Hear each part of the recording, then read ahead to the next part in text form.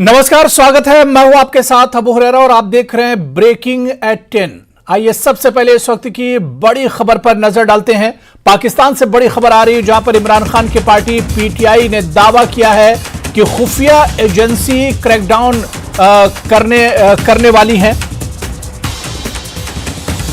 और इसके अलावा आपको बता दें कि लगातार पाकिस्तान में हालात खराब होते जा रहे हैं। इमरान खान की पार्टी पीटीआई ने दावा किया है कि खुफिया एजेंसियां क्रैकडाउन कर सकती हैं। पंजाब में लगभग 450 लोगों को गिरफ्तार किया गया है। भावी उम्मीदवारों और समर्थकों को गिरफ्तार किया गया है और इसके अलावा इमरान खान को भी गिरफ्तार करने की योजना बनाई जा रही है। एक बार और इमरान खान को गिरफ्तार करने की योजना बनाई जा रही है सरकार की तरफ से। तो इमरान खान की पार्टी पीटीआई ने दावा किया है कि खुफिया एजेंसियां क्रैकडाउन कर सकती हैं और इसी के चलते पंजाब में लगभग 450 लोगों को गिरफ्तार किया गया है। यह दावा किया गया है इमरान खान की पार्टी पीटीआई की तरफ से। तो लगातार राजनीतिक जो हालात हैं पाकिस्तान में बद से बदतर होते जा रहे हैं, हालात खराब होते जा रहे हैं। इमरान खान की मुश्किलें लगातार पाकिस्तान में बढ़ती जा रही हैं और एक बार फिर से इमरान खान को गिरफ्तार करने की योजना बनाई जा रही है। इस तरह की रिपोर्ट आई है, पीटीआई ने खुद इसका दावा किया है। तो पंजाब में लगभग 450 लोगों को गिरफ्तार किया गया है। यह दावा किया गया इमरान खान की पार्टी पीटीआई की तरफ से। तो लगातार पाकिस्तान में राजनीतिक हालात खराब होते जा रहे हैं। इमरान खान की मुश्किलें लगातार बढ़ती जा रही हैं और इमरान खान और उनकी पार्टी पर दबाव बढ़ता जा रहा है। और इसी पर तफसील से बातचीत करेंगे हमारे सहयोगी शैलेंद्र वांगू हमारे साथ दिल्ली से जुड़े हुए हैं। शैलेंद्र, लगातार हम देख रहे हैं कि पाकिस्तान में जो राजनीतिक सिचुएशन है वो लगातार खराब होती जा रही है और खासतौर से इमरान खान और उनकी पार्टी पर दबाव बढ़ता जा रहा। आपने बिल्कुल ठीक कहा कि इमरान खान की पार्टी पर दबाव लगातार बढ़ता जा रहा है और हमने ये भी देखा है कि किस तरह से कल एक जो पीडीएम है, जो कोalition है, रूलिंग कोalition पाकिस्तान का, उन्होंने कल भी ये कहा था कि पाकिस्तान जो पीटीआई है, तहरीक इंसाफ पाकिस्तान, वो जो है कि टेरर आउटफिट है और उसमें जो कार्यकर्ता है उसके वो उनको ट्रेनिंग दी गई है बैंड मिलिटेंट ऑर्गेनाइजेशन की तरफ से। तो जाहिर तौर पर ये इस तरह के इल्जाम लगाए जा रहे हैं। इसी बीच अब दावा कर रही है पीटीआई के फवाद चौधरी ये दावा कर रहे हैं कि अब इंटेलिजेंस एजेंसी जो पाकिस्तान की है उन्होंने एक कैंपेन लॉन्च किया है, क्रैकडाउन लॉन्च किया है इमरान खान की पार्टी के खिलाफ, जिसमें सिर्फ पंजाब से ही 450 लोगों को गिरफ्तार किया गया है और इसमें ज्यादातर लोग जो है वो या तो कैंडिडेट है आने वाले चुनाव को लेकर या उनके सपोर्टर्स हैं। और वही एक जर्नलिस्ट को भी अब्डक्ट किया गया है, इस तरह का दावा किया है इमरान खान की पार्टी ने। और ये भी कहा है कि जो पीटीआई की जो लॉयर्स विंग है उसकी जो मुखिया है, जो प्रमुख हैं हसन नियाजी, उनको भी अरेस्ट कर लिया गया। यानी कि अब ये दावा किया जा रहा है इमरान खान की पार्टी की तरफ से कि उनके खिलाफ क्रैकडाउन चलाया जा रहा है। रूलिंग कोalition की तरफ से इंटेलिजेंस एजेंसी जिस तरह के एक्शंस ले रही है और ये भी पीटीआई अब दावा कर रही है कि एक बार फिर से इमरान खान को अरेस्ट करने की तैयारी हो रही है। ये दावा कर रही है पीटीआई। लेकिन इसी बीच आपको बता दें कि जो अहम बैठक कल हुई है कोalition पार्टीज, रूलिंग कोalition पार्टीज की, उसमें कहीं ना कहीं इमरान खान की पार्टी के खिलाफ कार्रवाई करने का मन बना रही है सरकार, इस तरह की इंडिकेशंस मिली है। और कल एक जॉइंट सेशन होने वाला है पाकिस्तान नेशनल असेंबली में। माना जा रहा है कि उस सेशन के दौरान कुछ बड़े और कुछ कड़े फैसले लिए जा सकते हैं इमरान खान की पार्टी के खिलाफ। बिल्कुल शैलेंद्र, जैसा कि पीटीआई की तरफ से दावा किया गया है कि खुफिया जो एजेंसियां हैं वो क्रैकडाउन कर सकती हैं और इमरान खान को दोबारा से गिरफ्तार किया जा सकता है, तो ऐसे में पाकिस्तान के जो अंदरूनी हालात हैं वो भी एक तरह से बद से बदतर होंगे, वहां पर अंदरूनी हालात भी और ज्यादा खराब होंगे। देखिए, हमने देखा है कि जब इमरान खान को अरेस्ट करने के लिए इस्लामाबाद पुलिस और लाहौर पुलिस पहुंचे थे जमान पार्क में, उस वक्त वहां पर जो सपोर्टर्स थे इमरान खान के, उन्होंने अरेस्ट होने नहीं दिया। उसके बाद हमने ये भी देखा कि किस तरह से क्लैशेस हुए थे जब इमरान खान इस्लामाबाद कोर्ट जा रहे थे, उस वक्त भी वहां पे क्लैशेस हुए थे, चलाए गए थे। इमरान खान ये भी दावा कर रहे हैं कि उन पर जानलेवा हमला हो सकता था और कोर्ट रूम में नामालूम अफराद थे, इस तरह का वो दावा कर रहे हैं। तो जाहिर तौर पर जो खींचतान है, जो टसल है, वो कम नहीं हो रही है। और ऐसे में जो मरियम नवाज है उनकी तरफ से बयान दिया था कि पीटीआई को टेरर आउटफिट की तरह ट्रीट किया जाना चाहिए, जिसके बाद हमने राना सनाउल्लाह जो पाकिस्तान के होम मिनिस्टर हैं, उनके भी बयान सुने जहां पर उन्होंने कहा कि हम अभी अपने लॉयर से, कानून प्रक्रिया हम फॉलो कर रहे हैं कि अगर ऐसा कोई हरकत होती है इमरान खान की पार्टी की तरफ से, तो जाहिर तौर पर माना जा रहा है कि पाकिस्तान की जो सरकार है उन्होंने मन बना लिया है कि वो पीटीआई के खिलाफ और क्रैकडाउन कर सकते हैं। इमरान खान क्योंकि अरेस्ट नहीं हो पाया उनका और उसके बाद उनको कोर्ट से भी राहत मिल गई, तो ऐसे में कोर्ट से भी नाराजगी है रूलिंग पार्टी की। तो कुल मिलाकर इमरान खान फिलहाल एक सरदर्द बना हुआ है वहां की मौजूदा सरकार के लिए, क्योंकि इमरान खान के सपोर्टर्स जो हैं वो बिल्कुल उनके साथ खड़े हैं और ना अरेस्ट होने से लेकर जो उनकी सिक्योरिटी को लेकर भी वो अपनी आवाज उठा रहे हैं। और यहाँ तक कि न सिर्फ पाकिस्तान में बल्कि हमने अमेरिका में भी व्हाइट हाउस के सामने और यूके में भी हमने प्रोटेस्ट देखे हैं इमरान खान के समर्थन में और रूलिंग जो कोalition है उसके खिलाफ। बिल्कुल शैलेंद्र, जिस तरह की अब सिचुएशन बनती जा रही पाकिस्तान में, राजनीतिक जो सिचुएशन है, ऐसे में क्या आपको नहीं लग रहा है कि अब एक तरह से टकराव बढ़ता जा रहा है? टकराव की जो सिचुएशन है वो लगातार बढ़ती जा रही है। एक तरफ इमरान खान का गुट है, इमरान खान के सपोर्टर्स हैं, और दूसरी तरफ सरकार है, तो ये टकराव अब लगातार बढ़ रहा है। देखिए, ये हर कोई जानता है कि पाकिस्तान के अंदर अगर कोई आर्मी के खिलाफ आवाज उठाता है, एस्टैब्लिशमेंट के खिलाफ आवाज उठाता है, तो उसको दबा दिया जाता है। हमने देखा कि इमरान खान जब सत्ता में आए थे तो माना जा रहा था कि इमरान खान के साथ में एस्टैब्लिशमेंट का समर्थन, उनके बिल्कुल साथ में सपोर्ट करती है उनका एस्टैब्लिशमेंट। लेकिन जब उनको सत्ता से हटाया गया, बेदखल किया गया, उस वक्त इमरान खान ने सीधे आरोप उस वक्त के आर्मी चीफ पर लगाए थे।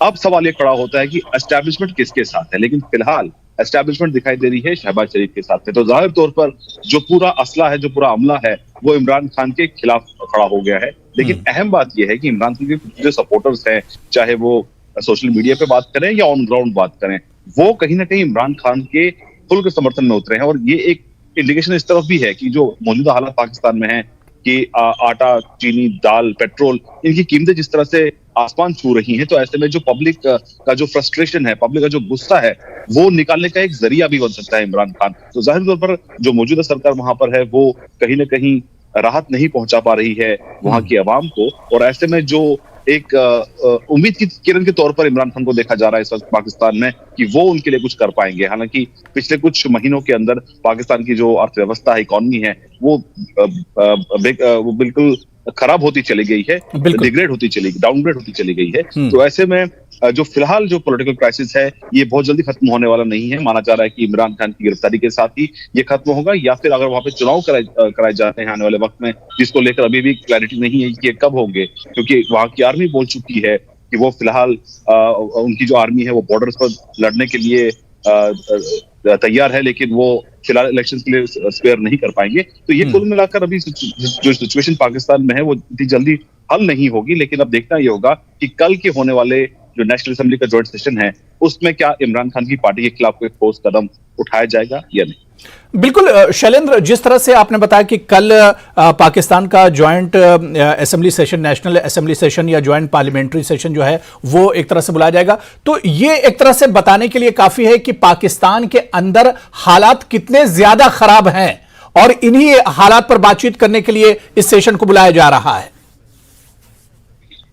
देखिए, यहाँ पर जो रूलिंग कोalition है वो कहीं ना कहीं इमरान खान की पॉपुलैरिटी से, इमरान खान को जो सपोर्ट मिल रहा है, पब्लिक सपोर्ट मिल रहा है, और पुलिस दो प्रोविंसेस की police, Islamabad police, Lahore police मिलकर भी, रेंजर्स के साथ मिलकर भी वो इमरान खान को अरेस्ट नहीं कर पाए, क्योंकि इमरान खान का जो सपोर्ट बेस है वो खासतौर से लाहौर की अगर हम बात करें तो हम बहुत ज्यादा स्ट्रॉन्ग है। तो ऐसे में ये फ्रस्ट्रेशन है सरकार की कि वो इमरान खान के खिलाफ कोई ठोस कार्रवाई नहीं कर पा रहे हैं, ना इस्लामाबाद पुलिस उनको अरेस्ट कर पा रही है, वो कोर्ट जाते हैं तो समर्थन उनके साथ चलता है।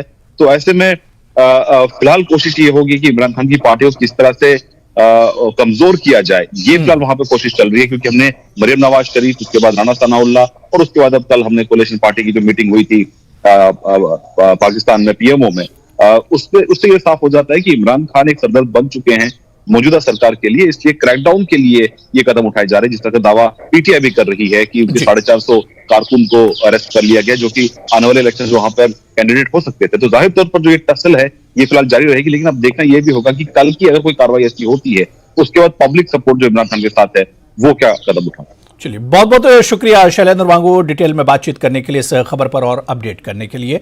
तो इमरान खान की पार्टी पीटीआई ने बड़ा दावा किया है कि खुफिया एजेंसियां क्रैकडाउन कर सकती हैं। और चलिए, इस वक्त एक और बड़ी खबर आ रही है, आपको बता दें कि अमृतपाल से जुड़ी हुई बड़ी खबर आ रही है।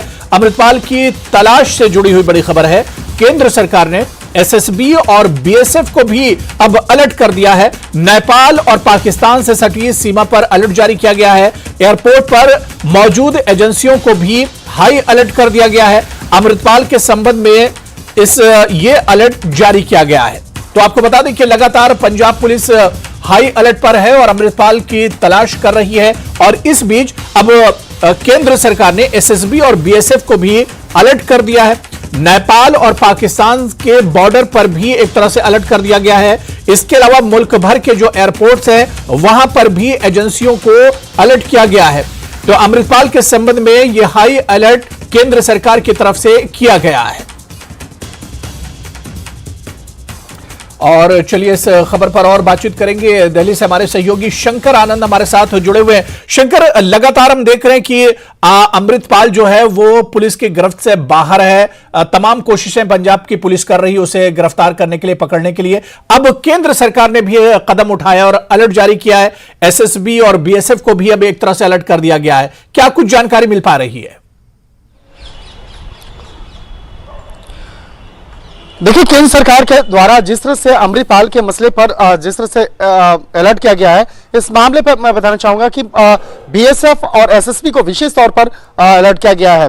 अर्धसैनिक बल एसएसबी को इसलिए अलर्ट किया गया है क्योंकि चीन और नेपाल, भूटान के बॉर्डर पर एसएसबी के जवानों की तैनाती होती है। और वहीं देखा जाए बीएसएफ की अगर बात करें तो पंजाब से सटे हुए जो पंजाब का बॉर्डर है वहां पर बीएसएफ की जो ज्यादा संख्या में तैनाती है, लिहाजा इस बात को ध्यान में रखते हुए वो वहां पर तैनाती की गई है। और अमृतपाल को लेकर जिस तरह से एक कयास लगाया जा रहा है कि वो पंजाब छोड़ चुका है, पंजाब छोड़ करके वो देश के किसी अन्य राज्य में छुपा हुआ है और वहां से वो भारत छोड़ने की फिराक में है। लेकिन वो किस तरह से कहां पे छुपा हुआ है, वो कौन कौन से लोग हैं जो उसे मदद कर रहे हैं, तो इन तमाम मामलों में विस्तार से तफ्तीश की जा रही है। और जिस तरह से बकायदा अर्धसैनिक बल बीएसएफ या एसएसबी की बात करें या अन्य दूसरे अर्धसैनिक बलों की बात करें, उसे विशेष तौर पर अलर्ट करने के साथ साथ जो केंद्रीय जांच एजेंसियां हैं उनको भी विशेष तौर पर अलर्ट किया गया है। और इस मामले में विस्तार से आगे तफ्तीश करने के लिए जल्द ही इस मामले में जांच का जिम्मा केंद्रीय जांच एजेंसी एनआईए को सौंपा जा सकता है। एनआईए इस मामले से जुड़े हुए तमाम जो शुरुआती इन्वेस्टिगेशन से जुड़े हुए दस्तावेज और अन्य सबूतों को इकट्ठा करने में लगी है। जल्द ही गृह मंत्रालय के निर्देश के बाद जल्द ही इस मामले में एनआईए के द्वारा केस रजिस्टर किया जाएगा। उसके बाद आगे इन्वेस्टिगेशन औपचारिक तौर पर एनआईए के द्वारा प्रारंभ किया जाएगा। जिस तरह से अमृतपाल और कई खालिस्तानी जो आतंकियों हैं उनकी भूमिका सामने आई थी, इस मामले में विस्तार से तफ्तीश की जाएगी। जी बिल्कुल शंकर आनंद, जिस तरह से क्योंकि लगातार पंजाब पुलिस से एक तरह से उसे नाकामी तो नहीं कहा जाएगा लेकिन अभी उसे कामयाबी नहीं मिल पाई है, पूरी कोशिश की जा रही है। आसपास के जितने स्टेट हैं पंजाब से जुड़े हुए वहां पर भी एक तरह से हाई अलर्ट कर दिया गया और वहां पर भी तलाशी कार्रवाई जो है लगातार जारी है। तो अब ऐसे में एक केंद्र सरकार को या पंजाब सरकार को इस बात की चिंता है कि कहीं अमृतपाल पड़ोसी मुल्क का रुख ना करे और खासतौर से सबसे ज्यादा डर सता रहा है पाकिस्तान का कि जिस तरह से बीच में खबर आई थी कि आईएसआई से भी उसके लिंक हो सकते हैं। तो ऐसे में अब एयरपोर्ट्स पे भी हाई अलर्ट कर दिया गया एजेंसियों को। अब देखिए, केंद्रीय जांच एजेंसियों को विशेष तौर पर अलर्ट इसलिए किया गया है और इसके साथ ही जाए दिल्ली एयरपोर्ट समेत अन्य जो एयरपोर्ट पर विशेष तौर पर अलर्ट इसलिए किया गया है कि अमृतपाल किसी अन्य पासपोर्ट के सहारे या किसी फर्जी पासपोर्ट दस्तावेज के सहारे वो विदेश ना भाग जाए।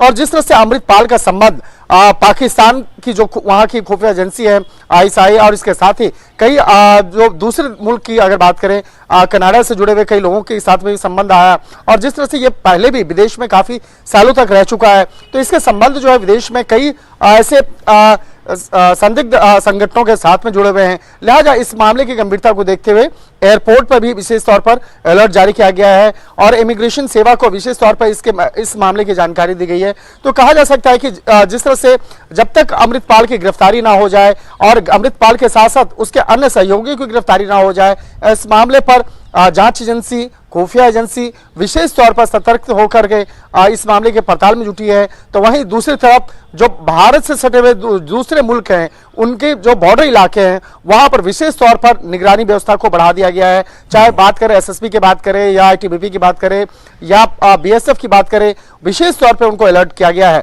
तो एक तरह से कह सकते हैं कि जिस तरह से पंजाब में अमृतपाल का एक अमृतपाल ने एक संगठन तैयार किया और जिस तरह से पंजाब की जो आबो हवा, वहां की जो शांति व्यवस्था को प्रभावित करने का प्रयास अमृतपाल के द्वारा किया जा रहा था, तो ये सिर्फ मसला पंजाब का नहीं था, बल्कि उससे सटे हुए जो अन्य राज्य हैं वहां को भी शांति व्यवस्था पर भी उसका असर पड़ रहा था। लिहाजा इस बात को ध्यान में रखते हुए अमृतपाल के कई सहयोगियों को गिरफ्तार किया जा चुका है और इस मामले में कोशिश की जा रही जितना जल्द से जल्द अमृतपाल की गिरफ्तारी हो, इसके लिए लगातार छापेमारी की प्रक्रिया को अंजाम दिया जा रहा है। चलिए, बहुत बहुत शुक्रिया शंकर आनंद हमारे साथ जुड़ने के लिए और खबर पर तफसील देने के लिए।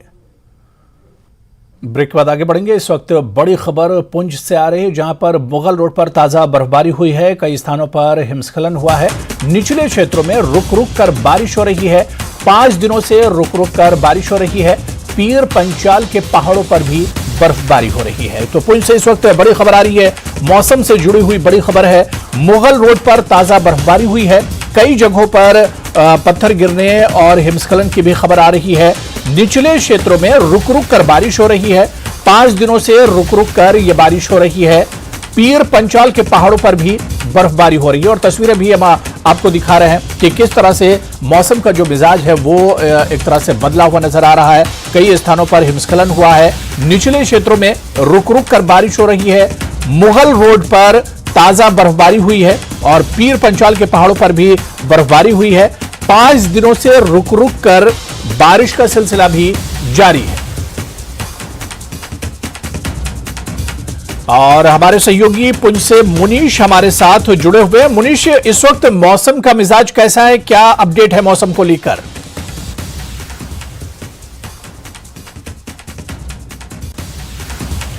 तो मुनीश जैसे ही हमारे साथ जुड़ेंगे आपको अपडेट देंगे। पुंछ से इस वक्त खबर आ रही है, जहां पर मुगल रोड पर ताजा बर्फबारी हुई है। कई जगहों पर हिमस्खलन की भी खबर है। निचले क्षेत्रों में रुक रुक कर बारिश हो रही है और पिछले 5 दिनों से कुछ ऐसा ही हाल है, क्योंकि पिछले 5 दिनों से रुक रुक कर यह बारिश हो रही है। पीर पंचाल के पहाड़ों पर भी बर्फबारी हो रही है, जिससे मौसम लगातार बदल रहा है। तो पुंछ से इस वक्त बड़ी खबर आ रही है, मौसम से जुड़ी हुई यह खबर है, जहां पर कई स्थानों पर हिमस्खलन की खबर है। निचले क्षेत्रों में रुक रुक कर बारिश हो रही है। अचानक मौसम बदला है। 5 दिनों से हल्की और रुक रुक कर बारिश हो रही है और इसके अलावा पीर पंचाल पहाड़ों की बात करें तो यहां पर भी बर्फबारी का सिलसिला जारी है और यहां पर भी बर्फबारी हो रही है और इसी वजह से मुगल रोड पर ताजा बर्फबारी हुई है। कई स्थानों पर हिमस्खलन हुआ है और निचले जो इलाके हैं वहां पर भी रुक रुक कर बारिश हो रही है।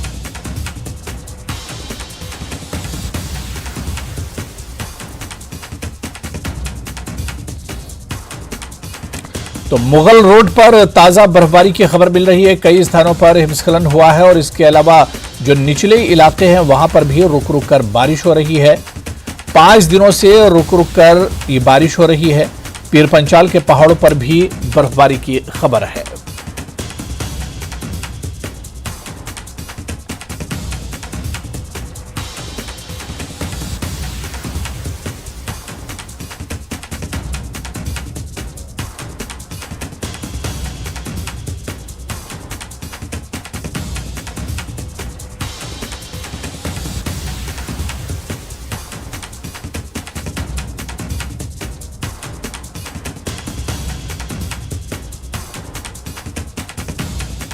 तो पुंछ से बड़ी खबर आ रही है, जहां पर मुगल रोड पर ताजा बर्फबारी हुई है। कई स्थानों पर हिमस्खलन हुआ है। जो निचले इलाके हैं यहां पर रुक रुक कर बारिश हो रही है और पिछले 5 दिनों से कुछ ऐसा ही हाल है, क्योंकि पिछले 5 दिनों में रुक रुक कर बारिश हो रही है। पीर पंचाल के पहाड़ों पर भी बर्फबारी हुई है। तो अचानक मौसम का जो मिजाज है वो बदलता हुआ नजर आ रहा है।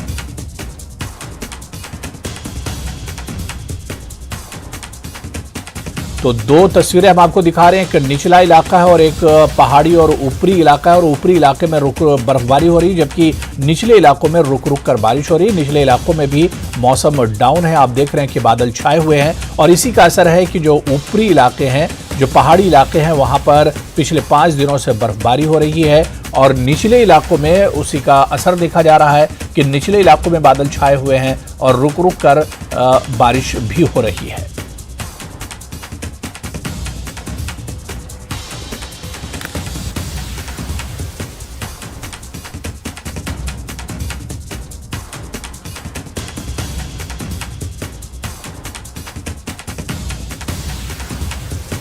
और चलिए इस वक्त एक और बड़ी खबर आपको बता दें कि जम्मू कश्मीर से जुड़ी हुई ये बड़ी खबर आ रही है। नेशनल हाईवे खोला गया। जी हां, नेशनल हाईवे को यातायात के लिए खोल दिया गया है।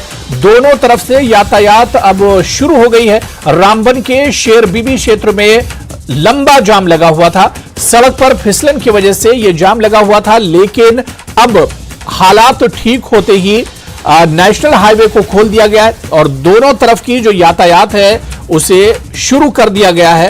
तो एक बड़ी राहत मिली है मुसाफिरों को और खासतौर से जो ट्रक ऑपरेटर्स हैं उन्हें एक बड़ी राहत मिली है, क्योंकि जब जब नेशनल हाईवे बंद होता है तो बड़ी तादाद में गाड़ियां एक तरह से दरमांदा होकर रह जाती हैं, काफी परेशानियों का सामना करना पड़ता है। लेकिन अब जो तस्वीरें आई हैं आप देख सकते हैं कि नेशनल हाईवे को बाकायदा खोल दिया गया है। दोनों तरफ की यात्रा शुरू हो गई है। रामबन के शेर बीबी क्षेत्र में बताया जाता है कि लंबा जाम लगा हुआ था। सड़क पर फिसलन की वजह से गाड़ियों को रोक दिया गया था, जिसकी वजह से लंबा जाम लग गया था। लेकिन अब नेशनल हाईवे को खोल दिया गया है। दोनों तरफ से यातायात शुरू हो गई है। रामबन के शेर बीबी क्षेत्र में अब यातायात एक तरह से बहाल कर दी गई है।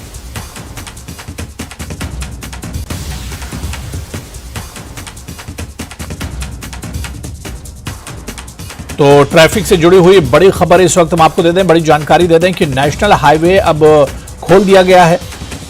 दोनों तरफ से यातायात भी शुरू हो गई है। अगर आप नेशनल हाईवे से निकल रहे हैं तो ये खबर आपके लिए अच्छी है कि अब नेशनल हाईवे को बहाल कर दिया गया। और हमारे सहयोगी बिलाल बाली इस वक्त हमारे साथ जुड़े हुए हैं। बिलाल, क्या कुछ अपडेट है जो खबर आपकी तरफ से आ रही कि नेशनल हाईवे को अब एक तरह से बहाल कर दिया गया है, खोल दिया गया है यातायात के लिए?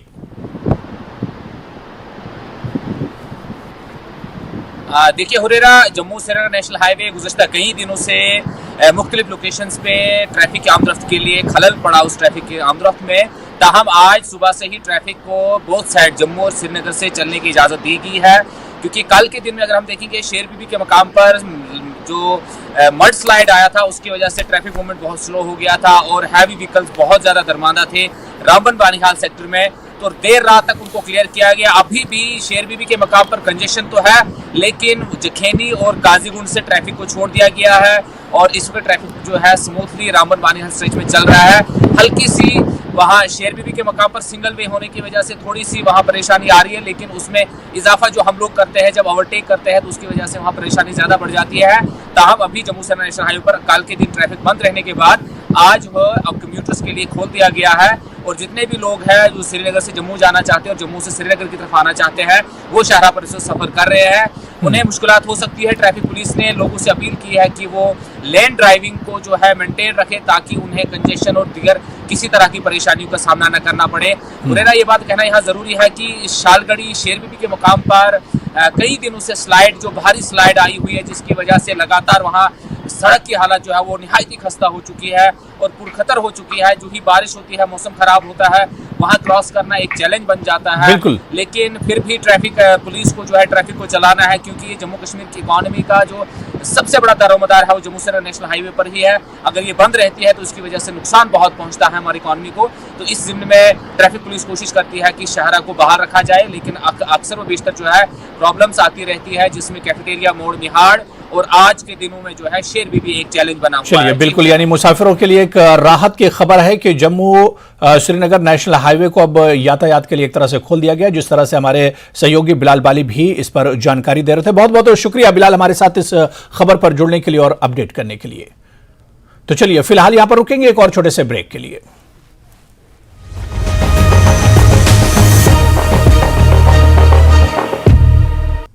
और चलिए कश्मीर से जुड़ी हुई इस वक्त एक और बड़ी खबर आ रही है। आपको बता दें कि कश्मीर के हालात में लगातार सुधार हो रहा है। श्रीनगर में अम्यूजमेंट पार्क की योजना है। डिज्नीलैंड की तरह ही पार्क बनाने की योजना है। थीम पार्क के लिए विश्व स्तरीय फर्म से मशवरा भी लिया जाएगा। तो इस वक्त एक बड़ी खबर और अच्छी खबर आ रही है कि कश्मीर के हालात में लगातार सुधार हो रहा है और इसी सुधार को देखते हुए श्रीनगर में अम्यूजमेंट पार्क बनाने की योजना है। डिज्नीलैंड की तरह ही ये पार्क बनाने की योजना है। थीम पार्क के लिए विश्व स्तरीय फर्म से बाकायदा सलाह मशवरा लिया जा रहा है इस अम्यूजमेंट पार्क को बनाने को लेकर। तो जैसे जैसे जम्मू कश्मीर में और खासतौर से कश्मीर में हालात बेहतर हो रहे हैं, वैसे वैसे अब यहाँ पर डेवलपमेंटल जो काम है, तरक्याती काम है, वो भी लगातार बढ़ रहे हैं। और इसी पर बातचीत करने के लिए हमारे साथ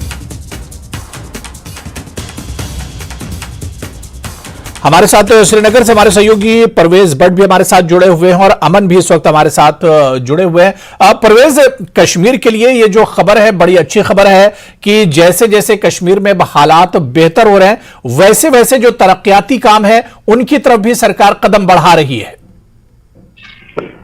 जी हुरैरा, अगर हम बात करें जिस जमीन का यहाँ पे जिक्र हो रहा है, जो टट्टू ग्राउंड, इससे पहले भी एक बार कोशिश हुई थी जब मरहूम मुफ्ती मोहम्मद सैयद जब सीएम थे यहाँ पे, तो उन्होंने भी कोशिश की थी कि इस टट्टू ग्राउंड को एक प्ले ग्राउंड, एक अम्यूजमेंट पार्क में तब्दील किया जाए, क्योंकि शहर के बीचों बीच 100 एकड़ से ज्यादा जमीन है ये। लेकिन आर्मी और एसएसबी के वहां पे डिप्लॉयमेंट्स रहती है, कैंप्स रहते हैं, और उस टाइम भी ये मुमकिन नहीं हो सका, क्योंकि आर्मी को दूसरी जगह शिफ्ट करना वो उस टाइम पॉसिबल नहीं हुआ। अगर इस बारी अब एडमिनिस्ट्रेशन जो है, अगर वो कोशिश करते हैं, अगर वो कामयाब होते हैं कि आर्मी को वहां बिल्कुल परवेज दोबारा से आप बने रहिए हमारे साथ। अमन भी हमारे साथ जुड़ गए हैं और मैं दोबारा से परवेज आपके पास आ रहा हूं। अमन, ये जो खबर आ रही है कि अब श्रीनगर में अम्यूजमेंट पार्क बनाया जाएगा, जिस पर परवेज भी बता रहे थे कि शहर के बीचों बीच की ये जगह है और ये बहुत कीमती जगह है और बहुत पहले से इस पर एक तरह से चल रहा था कि इस जमीन का इस्तेमाल किया जाए।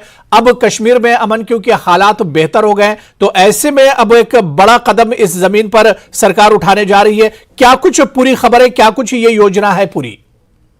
देखिए, ऐसा है कि श्रीनगर में कई समय से नॉर्मलसी को बहाल करने के लिए और क्योंकि ये मैसेज देने के लिए कि सब नॉर्मल है, टूरिस्ट आए, लोग आए और आराम से घूम फिर सके, इसके लिए पहले देखिए पिछले साल आइनॉक्स का मल्टीप्लेक्स सबसे पहले बना।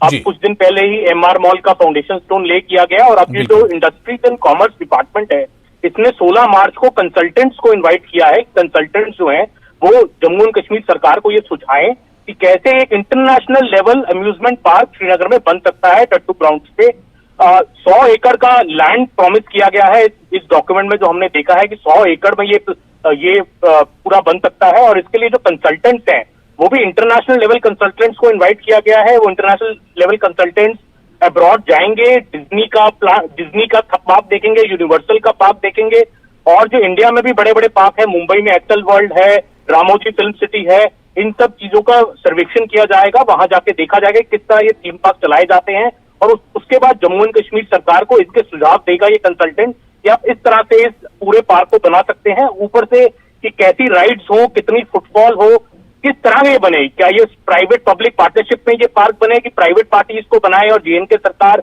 इसमें स्पेशल पर्पस व्हीकल एक सेटअप करे। हर चीज का सुझाव जो है कंसल्टेंट देगा। बट मोटी बात, बड़ी पिक्चर ये है कि कश्मीर में नॉर्मलसी हो और नॉर्मलसी के दौरान ही ये चाहे आइनॉक्स का मल्टीप्लेक्स हो, चाहे एमआर का पहला मॉल हो, मॉल ऑफ श्रीनगर, चाहे डल लेक में बड़ा एक फेरिस व्हील को इंस्टॉल करने की योजना हो, या आप इंटरनेशनल अम्यूजमेंट थीम पार्क की योजना है, ये सब जो बातें हैं एक तरह से श्रीनगर को कि नॉर्मलसी यहाँ आ रही है, इसका मैसेज देने की कोशिश है। हाँ बिल्कुल अमन, इसी से जुड़ा हुआ एक सवाल और कि ये एक बड़ी अच्छी योजना है कश्मीर के लोगों के लिए और श्रीनगर के लोगों के लिए, क्योंकि बड़ी तादाद में यहाँ पर जो टूरिस्ट हैं वो आते हैं, तो ऐसे में कहीं ना कहीं रेवेन्यू का भी एक बड़ा जरिया ये बन सकता है। बिल्कुल, देखिए जो डॉक्यूमेंट है वो बड़ा क्लियरली कहता है कि ये जो इसका पूरा जो मकसद है इस प्रोजेक्ट का यही है कि catalyse growth in tourism sector and attract tourist from across the globe. तो दुनिया भर से टूरिस्ट आए, क्योंकि अगर ऐसी अट्रैक्शन देखिए कहीं भी विदेश में भी ये जो बहुत बड़ी अट्रैक्शन बन जाती है, चाहे देखिए ऑरलैंडो का रिजॉर्ट हो, 6 फ्लैग डिस्कवरी किंगडम हो, 6 मेक्सिको में ऐसा थीम पार्क है, बड़े बड़े देशों में सिंगापुर में सेंटोसा आइलैंड है, ये बड़ी एक अट्रैक्शन, टूरिस्ट अट्रैक्शन बन जाती है जिससे टूरिस्ट वहां आए। कश्मीर में ऑलरेडी बहुत टूरिस्ट आता है, बहुत ज्यादा और भी अट्रैक्शन, बट ये एक मॉडर्निस्टिक और एक ये फ्यूचरिस्टिक मैसेज भी देता है कि देखिए कश्मीर में सिर्फ आप शिकारा का आनंद भी लीजिए, डल लेक में, गुलमर्ग में बर्फ का आनंद भी लीजिए, बट आप ये मॉडर्न जो एक थीम पार्क है बच्चों को लाइए और एक नॉर्मलसी आए, उस तरह से ये उस तरह का भी एक मैसेज है।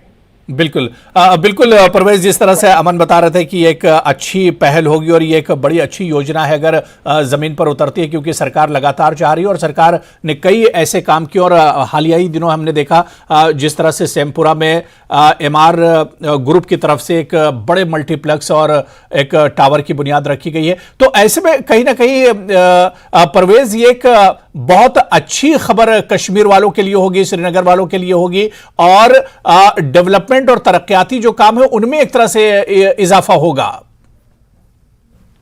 बिल्कुल हो रहा है, जैसा हमारे सहयोगी कह रहे थे, न सिर्फ जो सयाह यहाँ पे आएंगे बल्कि यहाँ के मुकामी लोग भी जो है, खासकर यहाँ के बच्चे जो हैं, उनके लिए एंटरटेनमेंट के साधन बहुत कम थे यहाँ पे। बिल्कुल एकदम कहें तो ना के बराबर एंटरटेनमेंट के साधन यहाँ पे थे। हमने देखा यहाँ पे जम्मू कश्मीर बैंक ने पहलगाम में एक अम्यूजमेंट पार्क बनाई थी, लेकिन वो काफी उस स्टैंडर्ड की पार्क नहीं थी जहाँ पे बच्चे यहाँ पे जा सकते। अगर हम गेमिंग जोन्स की बात करें तो गेमिंग जोन्स यहाँ पे बिल्कुल भी नहीं थे, लेकिन अब हाल ही में आइनॉक्स जो है उन्होंने एक गेमिंग जोन भी यहाँ पे खोला है। तो ये न सिर्फ सयाहों के लिए बल्कि यहाँ के जो मुकामी लोग भी हैं जो पिछले 30 साल से इन सब चीजों से महरूम रहे हैं, चाहे हम सिनेमा की बात करें या फिर गेमिंग एंटरटेनमेंट की बात करें या फिर यहाँ पे इंफ्रास्ट्रक्चर डेवलप करने की बात करें, जिसमें खासतौर अगर हम बात करें, जैसे आपने खुद भी कहा कि अपनी नवीयत का पहला इस किस्म का एमआर मॉल जो यहाँ पे सेम्पोरा में बनने जा रहा है, जिसकी संग बुनियाद हाल ही में डाली गई, या उसके बाद जो कहा जा रहा है कि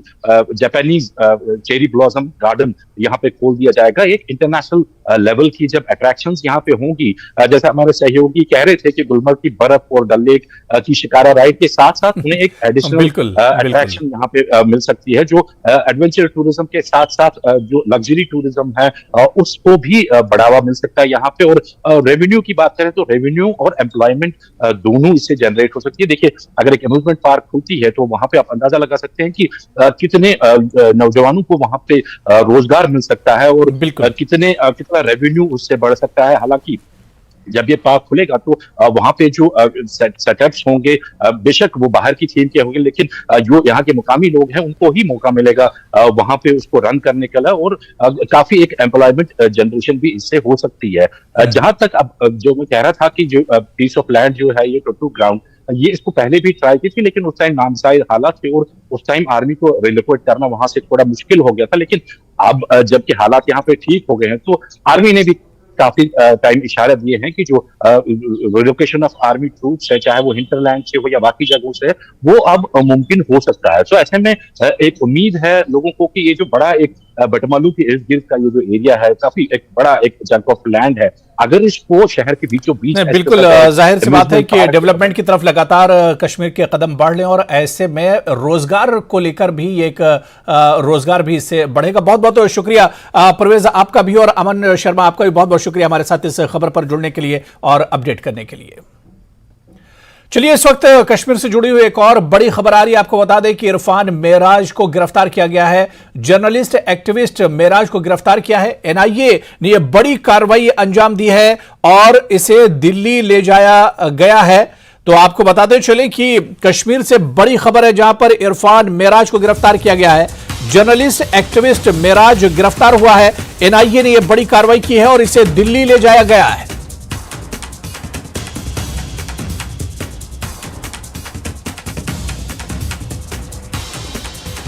तो कश्मीर से इस वक्त बड़ी खबर आ रही है जहां पर एनआईए ने बड़ी कार्रवाई अंजाम दी है।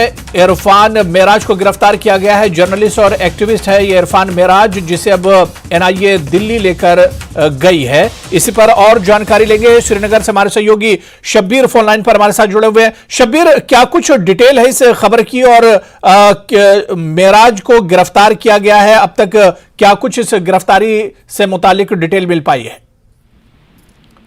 जी हुरारा, ये जो एनआईए ने एक कार्रवाई की है, इसके दौरान श्रीनगर में ये गिरफ्तारी हुई है जी। इरफान मेराज यही श्रीनगर का रहने वाला, महनू नगर एक इलाका है जो बिल्कुल श्रीनगर के वस्त में है, अप टाउन जिसे हम कहते हैं, वहां से इनकी गिरफ्तारी हुई है जो हमें बताया गया है।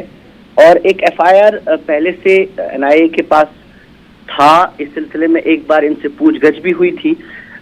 उसी सिलसिले में अब इनकी बाकायदा तौर पे गिरफ्तारी हुई है। ये एक केस पहले से अंडर इन्वेस्टिगेशन था, जिसके तहत ये कहा जा रहा है फिलहाल सोर्सेज से कि ये राइटर भी थे, राइटर एक्टिविस्ट थे। ये इन्होंने पहले भी कई यहाँ पे इदारों में काम किया हुआ है, लेकिन अब ये एक वंद नाम से एक मैगजीन चला रहे थे। वंद मीन विंटर, जिसे हम कश्मीरी लफ्ज है। और केस जो है, केस मुख्तलिफ है। कुछ इनके ट्वीट्स पहले भी हुए थे, पहले जमाने में इन्होंने कई ट्वीट्स किए थे कुछ लिखते भी रहे थे। खुर्रम परवेज आपको याद होगा, एक यहाँ पे एक ह्यूमन राइट्स एक्टिविस्ट जो थे, उनके साथ भी इनका ताल्लुक रहा है और वो कई केसों में उनको मुलविस पाया गया है। इनके मुतालिक भी ये जो केस है, ये केस वही है कि कई लोग यहाँ से एंटी इंडिया कैंपेनिंग कर रहे हैं, वो लिख रहे हैं डिफरेंट फोरम्स पे मुख्तलिफ केसों के बारे में। और फिर एक मामला ये भी है कि कुछ इदारों के नाम पे पैसे आ रहे हैं बाहर से और वो पैसे चैनलाइज किए जा रहे हैं इन इदारों के थ्रू या इन एंटिटीज के थ्रू, और वो फिर इस्तेमाल किए जा रहे हैं। ये जो केस है, मैं केस के बारे में बता रहा हूँ, वो मुख्तलिफ इदारों के थ्रू वो पैसे आ रहे हैं और इस्तेमाल हो रहे हैं फिर देश मुखालिफ कार्रवाइयों में। तो केस यही है। और ये जो शख्स है, आमतौर पे ये आपको इसे प्रेस कॉलोनी या ऐसी जगहों पे नहीं मिलते थे ये, क्योंकि ये प्रिंट का काम करते थे और ज्यादातर ये वंद मैगजीन्स में यही पीसेस होते थे, ना लॉन्ग फॉर्म ऑफ पीसेस जिसे हम कहेंगे, आर्टिकल्स होते थे पॉलिटिक्स पे, कल्चर पे, और ये लिखते रहे हैं। एक्टिविस्ट काफी चीजों में एक्टिव रहे हैं और केस फिलहाल इन्हें गिरफ्तार किया गया है फॉर्मली। एनआईए इन्हें यहाँ से लेकर दिल्ली चली गई है, दिल्ली लेके चलिए। बहुत बहुत शुक्रिया शब्बीर इस खबर पर अपडेट के लिए। तो इरफान मेराज को गिरफ्तार किया गया, जो कि जर्नलिस्ट एक्टिविस्ट है मेराज इरफान, और एनआईए ने इन्हें गिरफ्तार किया। और खबर आ रही जिस तरह से हमारे सहयोगी शब्बीर बता रहे थे कि इन्हें अब एनआईए दिल्ली लेकर गई है। चलिए आगे बढ़ेंगे। इस वक्त एक और बड़ी खबर आ रही है, त्योहार से जुड़ी हुई खबर है। नवरात्रा की तैयारियां शुरू हो गई हैं, कल से शुरू हो रहा है नवरात्र। श्रद्धालु कर रहे हैं खरीदारी, बाजार में काफी रौनक देखी जा रही है। देवी मंदिरों में भी तैयारियां जोरों पर हैं। तो नवरात्रा की तैयारियां शुरू हो गई हैं, कल से नवरात्रा शुरू हो रहा है। श्रद्धालु खरीदारी कर रहे हैं और यही वजह के बाजारों में भी काफी रौनक देखने को मिल रही है। देवी मंदिरों में भी तैयारियां चल रही हैं और तस्वीरें हम आपको दिखा रहे हैं कि किस तरह से बाजारों में जहां पर खरीदारी हो रही है, तो वहीं पर मंदिरों में भी पूजा अर्चना को लेकर श्रद्धालुओं की भीड़ देखी जा रही है।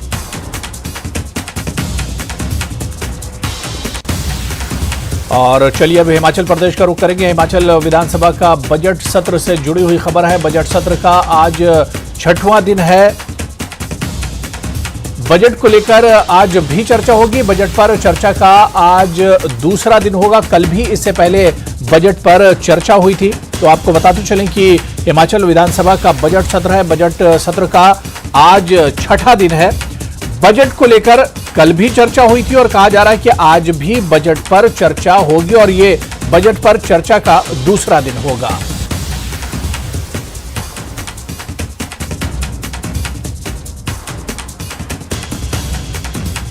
चलिए यहां पर रुकेंगे फिलहाल छोटे से ब्रेक के लिए।